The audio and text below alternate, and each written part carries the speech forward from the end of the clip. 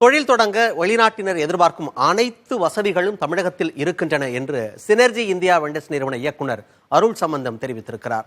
அவருடன் நம் செய்தியாளர் ராஜ்குமார் நடத்திய நேர்காணலை பார்க்கலாம். சார் வணக்கம். ஏற்கனவே தமிழ்நாட்டில் சிறப்பு பொருளாதார மண்டலம் நடைமுறைப்படுத்தியிருக்காங்க. இப்படி இருக்கக்கூடிய நிலையில உலக முதலீட்டாளர் மாநாடு மூலமா வெளிநாட்டு நிறுவனங்கள் தமிழ்நாட்டுக்கு வர வேண்டியதுக்கான அவசியம் என்ன, இங்க என்ன நன்மைகள்லாம் கிடைக்குது? தமிழ்நாடு பொறுத்தளவில் ஒரு இன்வெஸ்டாருக்கு, ஒரு ஃபாரின்ல இருந்து வரக்கூடிய இன்வெஸ்டாருக்கு என்னென்ன தேவைகள், மிக முக்கியமாக ஒரு 5 விஷயங்கள் சொல்லலாம். ஒன்று ஈஸ் ஆஃப் டூயிங் பிஸ்னஸ். இங்கே பிஸ்னஸ் பண்ணுறதுக்கான சூழல் எந்த அளவுக்கு இருக்குது அப்படின்றது.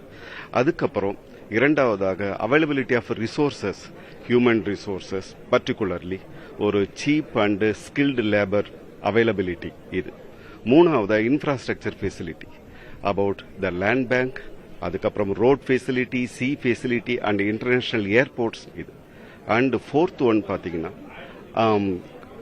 Material ecosystem, supply chain ecosystem. அதுக்கப்புறம் fifth stable government policy and good governance. இப்போ இதில் பார்த்தீங்கன்னா ஈஸ் ஆஃப் டூயிங் பிஸ்னஸில் இந்தியா இஸ் 63 இன் 2022, வேறஸ் இது 142 ரேங்கிங்கில் இருந்தது as per the world bank. 2014ல 142 பிளேஸ்ல இருந்தது. அபவுட் அமங் 190 கண்ட்ரீஸ்ல Tamil Nadu is in the 3rd place in the country. அதுக்கப்புறம் பாத்தீங்கன்னா availability of man power, Tamil Nadu one of the largest employment. உதாரணத்துக்கு சொல்லணும்னா 68.6% தமிழ்நாடு பாப்புலேஷன்ல ஒர்க்கிங் ஏஜ் குரூப். அது கிட்டத்தட்ட பாத்தீங்கன்னா 50 மில்லியன், 5 கோடி பேர் ஒர்க்கிங் பாப்புலேஷன்ல இருக்கிறாங்க. அப்புறம் நம்ம கிட்ட நிறைய 1100க்கு மேலான என்ஜினியரிங் காலேஜஸ், 425க்கு மேலான ஐடிஐ, 500 பாலிடெக்னிக். இதனால எவ்ரி இயர் பாத்தீங்கன்னா 900,000 கிராஜுவேட்ஸ் வராங்க, 113,000 ஐடிஐ டிப்ளமோ ஹோல்டர்ஸ் வராங்க. த ஸ்கில்டு மேன் பவர். ஸ்டேட் கவர்மெண்ட்டும் சென்ட்ரல் கவர்மெண்ட்டும் ஸ்கில் டெவலப்மெண்ட்டுக்குன்னு டெடிகேட்டட் டிபார்ட்மெண்ட் வச்சு எல்லா ஃபங்க்ஷனுக்கான ஸ்கில் டெவலப்மெண்ட், அப்ஸ்கில்லிங் பண்ணிட்டு இருக்காங்க. அதுக்கப்புறம் பார்த்தீங்கன்னா ஃபெசிலிட்டி, இன்ஃப்ராஸ்ட்ரக்சர் ஃபெசிலிட்டியில் பார்த்தோம்னா நம்மளுடைய ரோட் கனெக்டிவிட்டி 48 இன் தமிழ்நாட்டில் மட்டும் பார்த்தீங்கன்னா 48 நேஷனல் ஹைவேஸ் இருக்கு. அதில் 6600 கிலோமீட்டர் ரோடு இருக்கு.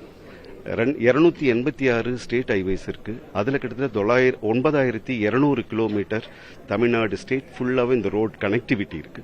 And then sea connectivity, commercial sea port பாத்தீங்கன்னா 4 சி போர்ட் இருக்கு, கமர்ஷியலா சக்சஸ்ஃபுல்லி ஆபரேஷனல். அண்ட் நம்ம 4 இன்டர்நேஷனல் ஏர்போர்ட்ஸ் இருக்கு. So that connects the entire Globe.